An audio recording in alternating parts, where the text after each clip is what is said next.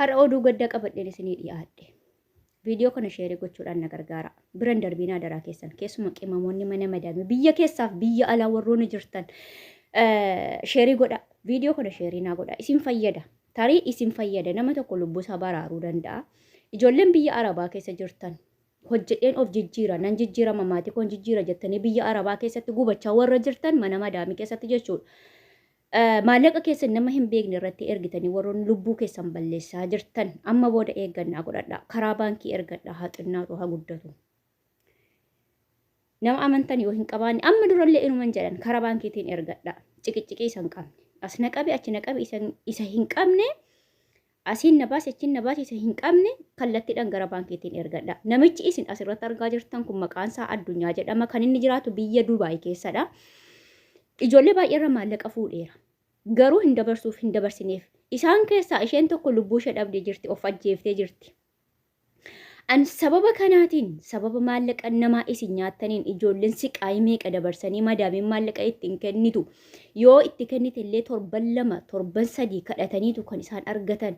Ji'a 3 ji'a 5 hojjetanii kan ji'a tokko argatu isin garuu laxxattanii teessanii maallaqa ijoollee fuutanii siin dabarsa ittiin jettanii kaatanii hamma isaan lubbuu isaanii dabarsanii kafalanitti hamma isaan du'anitti of rarraasanitti isin maallaqa isaanii fuutanii ittiin shaayii keessan qixxaa keessan qursii keessan ittiin nyaattanii kaatanii dhugdanii kaatanii har'an sii dabarsa borin sii dabarsa ittiin jettu.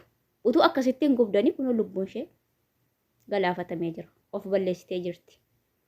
Sii gurbaa hojjettee nyaattu akka hiriyaa keetii. Amma maal sii godhaga? Baga gammadde. Kunoo isheen addunyaarraa sii boqottee jirti. Duutee jirti bakka.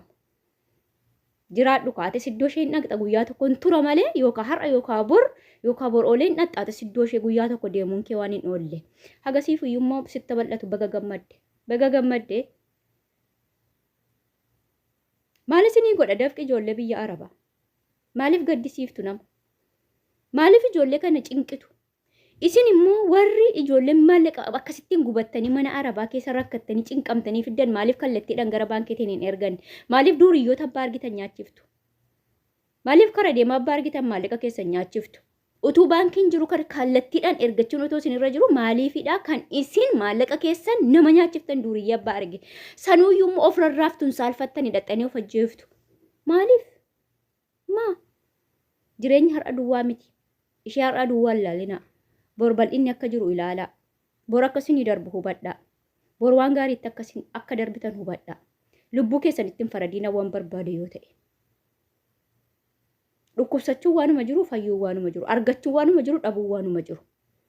Erga nama nyaachiftanii kaatanii booda dhiisaa lubbuu keessan ittiin faradiina.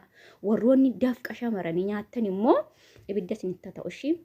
Gubadha umrii keessan guutuu gubachaa jiraadha.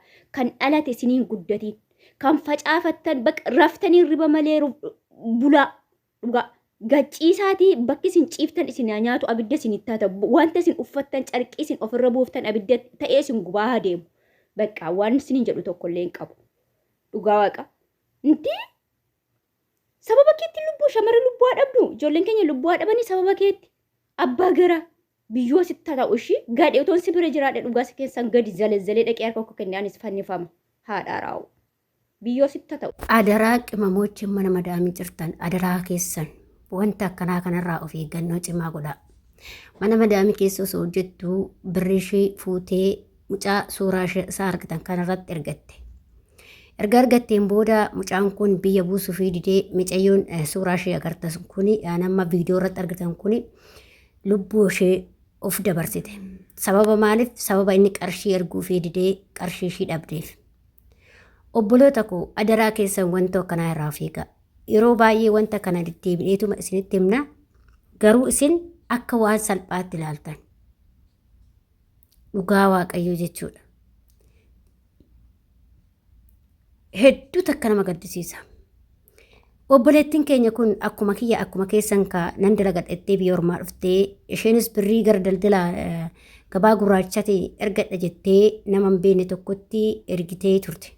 Garuu erga ergiteen boodatti immoo mucaan kun qarshii ishii in ergine irraa nyaatee bilookii ishii godhee isheen immoo lubbuu ishii dhabdee jechuudha. Of rarraaftee of ajjeeftee jechuudha. dhugaa gadda laphee nama cabsuudha. Ashamaa akkam jirtu hordoftoota kabajamtoota chaanaala kootii kan biyya keessaa kan biyya alaa bakka jirtanitti nageenyi waaqayyo isin haa baay'atu. Ani obboleettiin keessa nagaa guutuun qaba galata waaqayyo isin jira. Akkasuma immoo warroonni chaanaala kiyyaaf haaraa taatan sabiskiraabii gochuudhaan wantoota guyyaa guyyaadhaan asirratti darbu nu hordofaa isin jedha. Hordoftoota koo egaa hordoftoota koo akkuma argaa jirtanii viidiyoo duraa irratti argitan irratti obboleettiin keenya tokko ka biyya Dubaay keessatti akkuma nama kamiyyuu dhufeen dalagadha jettee isheenis biyyaa baate. Garuu ijoolleen dallaala hojjenna jedhanii kara dallaalatiin dallaala jechuun kara gabaa gurraacha hojjenna jedhanii qarshii ijoollee kanarraa fudhatanii bilookii kaa'anii jechuudha. Dhugaa dubbachuudhaaf adaraa keessan obboloota koo qarshiidhaaf jettee lubbuu kee hin dhabin. Qarshiin miiliyoonnoo badeeyyuu lubbuu kee si bituu hin danda'u. Miiliyoonnoo badee argachuu dandeessa. Lubbuu tee garuu argachuu hin dandeessu. Itti deebuu hin dandeessu. Lubbuun takka baate deebuu hin dandeessu. Ani waan biraa kanas hin jedhu adaraa keessan obboloota koo yerooma waa sin jalaa bade maaliif lubbuu keessatti gamtu? Maaliif lubbuu keessan baasuuf tattaafattu? Hanguma lubbuu keessan baasuuf tattaafattanii qarshii keessan gaafa san qabattanii nama beekamu nama beekamaa nama miidiyaa irratti beekamaa nama isa beekuu dandeessan karaa san ergattanii. Fakkeenyaaf ijoolleen Dubaay keessatti warroonni beekaman baay'eetu jira. Beekamtii yuutuu wannoo tuktukii kanarratti qaban kan fakkeenyaaf osoo qabameellee birrii kee dirqim godhamee miidiyaa kanarraa isa duka takkaan dhaabanii raasii fuudhan baay'eetu jira. Maal gochaa kana amma mucaa kana ani takkaa argeeyyuu sin beeku miidiyaa kanarratti jechuudha. Takkaa argeen beeku ijoollee fuulan keessan dhuffattee birrii sin nyaattu shamaras ta'ee dhiiras ta'ee fuula isaanii dhuffatanii miidiyaa irratti hin bahanii qarshii keessa erga jedhanii kara wassaappii fi kara feesbuukatirraa isin nyaachaa jiranii jechuudha. Kanaaf obboloota koo gaafa qarshii ergattan namarraa ergitan beekaa. Akkasuma namuma ta'ee fi ebaluma ta'ee fi goddanyaan ta'es nyaachisuudhaaf akkas gochuu dandeessi. Goddanyuma ta'e amantee qarshii kee ittiin kennin. Qarshii keessan yookiin yoo dadhabdan kara baankiitiin ergadhaa adaraa keessan maal obboloota koo lubbuu teessan hin galaafatina. Balaa qarshii kanarratti obboloota keenya meeqatu nu biraa dhabame dhugaa waaqaa jechuudha.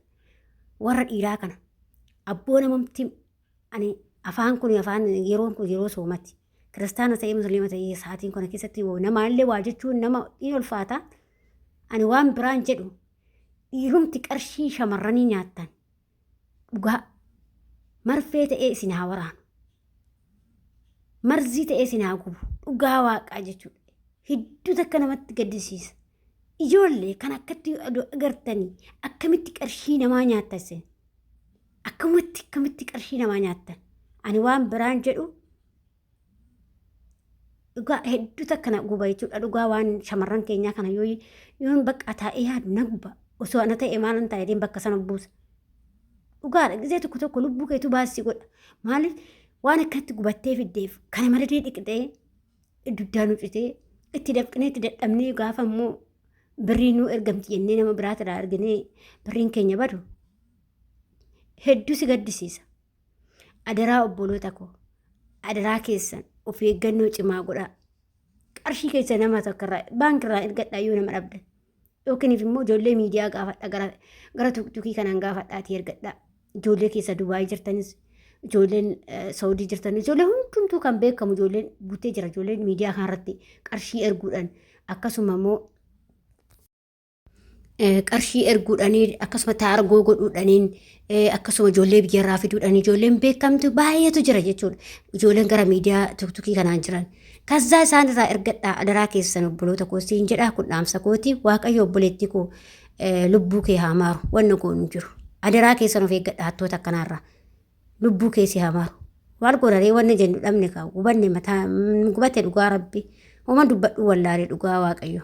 Waaqayyo lubbuu kee haa maaru. Maatii keetiif jajjabinaa kennu wanna goonuu qaba.